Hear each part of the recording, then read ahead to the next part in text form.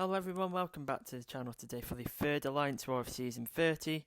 In this war we are going up against MIBR, made in Brazil. We matched these guys quite a lot recently. We lost to them last season by one death, and I believe the season before we actually matched them twice and we won one of them and lost the other. So overall it's a pretty even matchup.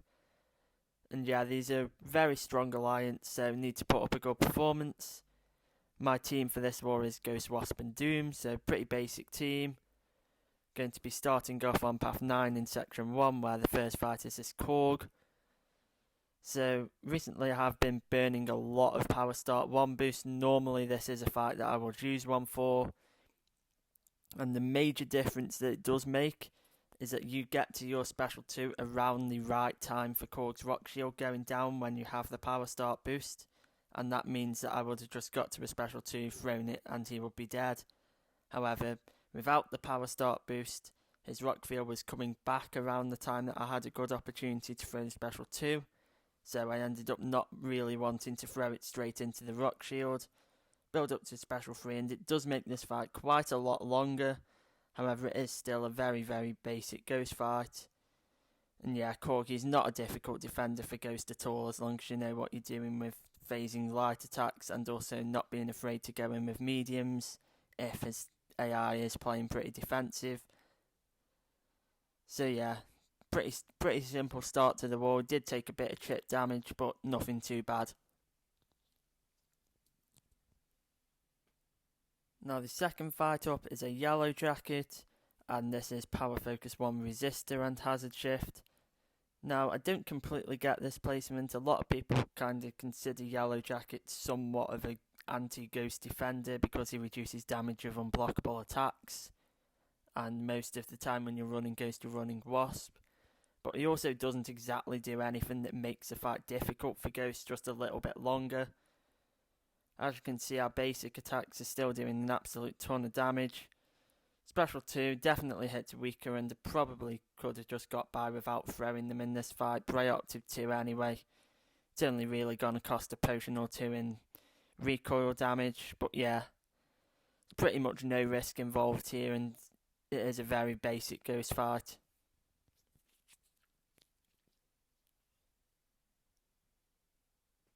So the third fight of this war is going to be a Green Goblin on Kinetic Transference, Footloose and Force of Will. And I could have used either Ghost or Doom here probably, but I opted to go for Ghost and basically try to get the fight down before he has any opportunity to throw a single special. So probably the most annoying thing about that sort of rotation idea is that Green Goblin will be messing with my power rate, both ability and combat. So I did actually use a 200% power boost, which I pretty much only ever use for minis and the boss. And it did not quite get me to another special 2. So here I'm going to land a reparry. There I was not confident that that next light attack would get me up to a special 2. So I opt to go for another phase. And yeah, we throw off the special 2 and it kills him. Very basic fight for Ghost. So this next fight is a Red Goblin on Rage, and I do not think Doom is the best counter here. That will probably be Archangel. So the plan for this fight with Doom is I basically just need to kind of treat high ground like I'm fighting a Void. Don't want him to be building it up at any point. And there is one other thing that is a bit of a threat here, and that is if Red Goblin gets a Rage Fury or the buffs from his special 1, I will be nullifying them and converting it into a 6-second shock, but I also don't really want to be throwing off a heavy attack in case that triggers another Rage Fury and applies another shock. So what you're going to see me doing is trying to nullify all of the buffs from his special 1, sort of right as the timer refreshes, so that that shock will completely run its course before the high ground timer comes back. And we do a pretty good job of it during this fight. We are obviously going to take a bit of chip damage from high ground, but as long as we manage it fairly well and don't let them start stacking up, it is not too complicated of a fight.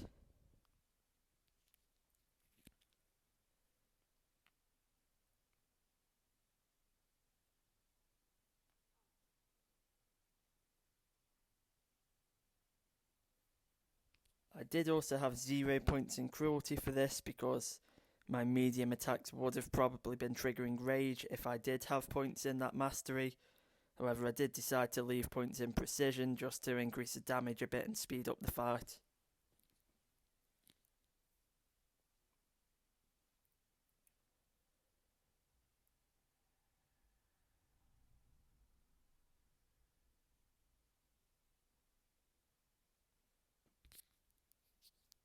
So you see there, I was delaying throwing my special 1, so I didn't nullify the fury buff that was on Red Goblin until after the high ground charge had refreshed. And yeah, that meant that the next time I was not shortened. There we go for a special 2. Was hoping it would kill, it doesn't, but it's not really a problem. And he goes down without too much issue. So the next fight up is a Dragon Man on Power Focus 2 and Enhanced Special 2, and this is about as basic as a Doom fight will get in War. Pretty much just need to build up to Special 3 and Doom cycle him. So parrying will remove his power charge on this node, as well as just the obvious stagger and nullify. So there's not really anything to worry about. I, for some reasons, decided to just block all of his special 1s, even though it is pretty easy to dex out of. But yeah, it's not really going to do much other than probably cost a potion.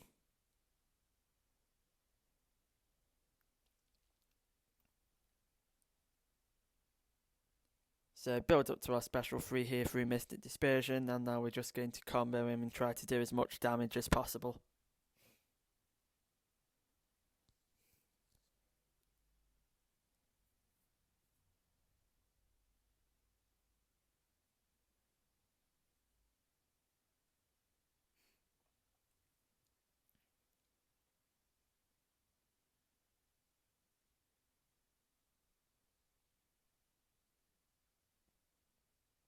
Go for the special 2 here, and the Incinerate should bring him pretty much down.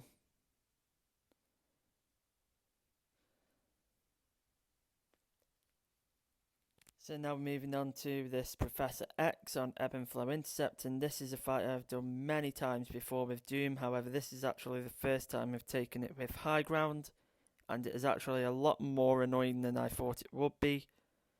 It's always a bit of an annoying fight because he's practically completely stun immune, and also I find Professor X's AI can be a little bit weird in terms of not wanting to throw a heavy very often and going for full combos. Do also obviously have to keep the filter in mind, as well as trying to not have a shock active when the high ground timer refreshes. So you can see already we are a bit behind on the high ground combo management. So you are going to see I go for a few intercepts here because I don't want to be in this fight for too long.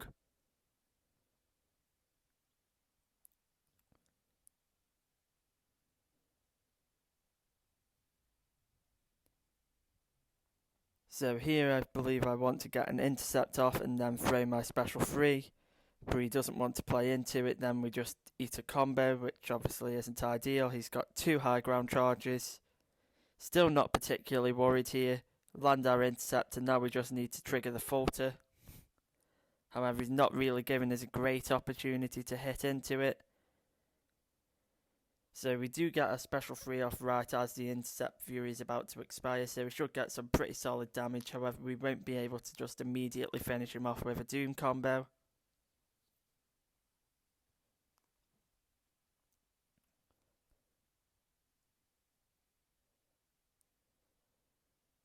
He's nearly down at this stage, but he's got 3 high ground charges. No real risk of dying, but we are going to take a bit more chip damage from just blocking 3 hits there, which doesn't really matter because it's Doom's last fight, but it's still just a bit annoying. Now we're moving on to the final fight of the war.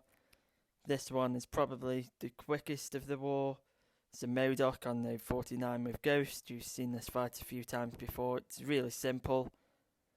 And yeah, as for the result of this war, we actually ended up winning 8-7. So it was an extremely close war. We were actually up 8-3 at one stage with about 50 fights left and ended up dying quite a lot on the last fight. However, thankfully we did manage to pull it out and get the win.